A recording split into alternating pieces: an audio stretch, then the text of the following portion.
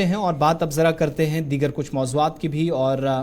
सलीम वानी भी हमारे साथ ज्वाइन करेंगे और बात सयाहत से जुड़ी हुई कुछ ख़बरें आपके सामने रखनी है क्योंकि आप जानते हैं जम्मू कश्मीर इंतज़ामिया की कोशिश है विंटर्स में जब कदम रखा है तो यूनियन टेरिटरी के वो इलाके जो आमतौर पर बंद हो जाते थे बर्फबारी की वजह से उन एरियाज़ को ओपन रखा जाए। इस बार कोशिश ये है कि सोनमर्ग को भी सरमा के दौरान आपको याद होगा कि 2 हफ्ते पहले मीटिंग हुई, तमाम स्टेक होल्डर्स की मुश्तरका कोशिशें हैं, चाहे वो होटलियर्स हैं, मकामी लोग हैं या फिर तमाम वो लोग जो सयाहती शोबे से डायरेक्टली इनडायरेक्टली जुड़े हैं,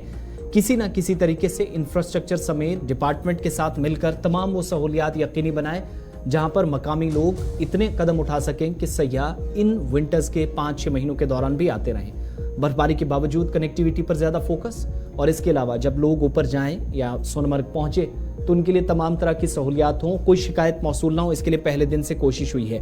इतना ही नहीं, अब जब पहली कोशिश हुई है तो उसमें मुस्बत पेशरफ्त यह है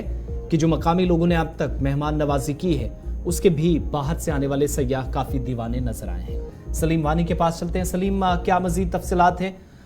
उम्मीद है तमाम उन लोगों को कि जो सयाहत से जुड़े हुए हैं कि इस बार विंटर सीजन में इन 5-6 महीनों में इस स्पॉट को खुला रखा जाएगा, बड़ी तादाद में लोग आएंगे, होप सो चीज़ें ठीक हों और क्या कुछ तैयारियां इस वक्त हैं? देखो आसिफ, अगर बात करेंगे सोनमर्ग में जो 12 महीने को खुला रखने का, ये तो ख्वाब है। ख्वाब तो पिछले साल भी जो डिविजनल कमिश्नर कश्मीर थे पीके पोली साहब, उसने भी नवंबर 2022 में ये कहा था कि इस बार अक्टूबर 2022 में कहा था कि 2022 को सोनमर्ग को 12 महीने खुला रखेंगे।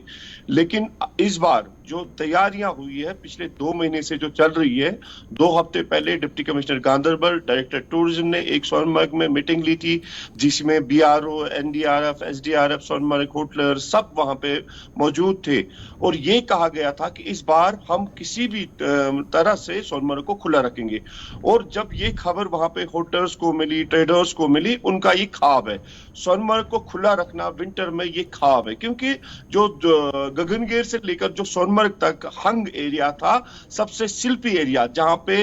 12 से 13 फुट बर्फ गिर रही है और जब भी दिसंबर का महीना आता है, लेकिन अब इसका सतिभाव क्या है? Z-mode tunnel. ज़ेड-मोड टनल का जो एक ट्यूब है, जो 2022 में कहा गया था कि एक ट्यूब सोनमर्ग के लिए हम खुला रखेंगे, लेकिन वो शायद वहां पे उस टाइम ये नहीं हुआ कि बराबर नहीं हुआ था वो कमिटमेंट। लेकिन इस बार जो तैयारियां दी, क्योंकि ज़ेड-मोड का जो MD था वो भी मीटिंग में उस टाइम 2 हफ्ते पहले जो मीटिंग हुई सोनमर्ग में, उसमें वो मौजूद था और ये कहा गया कि इस बार हम कोई भी ये नहीं छोड़ेंगे, सोनमर्ग को हम खुला रखेंगे। और यही सिलसिला पिछले हफ्ते से सोनमर्ग होटलर्स भी कह रहे हैं, उनके जो प्रेसिडेंट्स हैं या उनके जो बाकी मेंबर्स हैं, वो ये कहते हैं कि जो बेसिक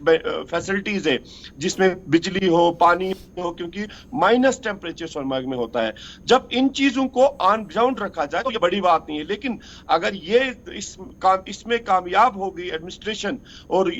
बाकी सारे एडमिनिस्ट्रेशन जो डिपार्टमेंट्स हैं, तो ये सोनमर्ग के लिए ख्वाब है और ये गांधरबल डिस्ट्रिक्ट के लिए सबसे बड़ी खुशखबरी है। क्योंकि इस टाइम भी जो इतने टूरिस्ट आते हैं कि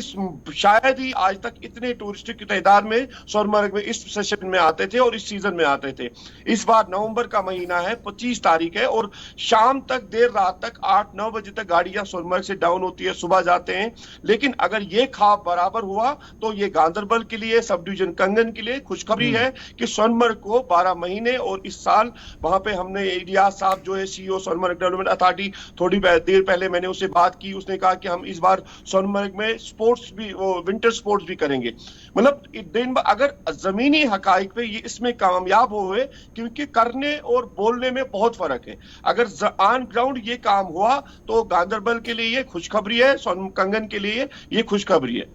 बहुत बहुत शुक्रिया तफसीलात फराहम करने के लिए। तो सोनमर्ग और गगनगीर और मुल्हक्का इलाकों में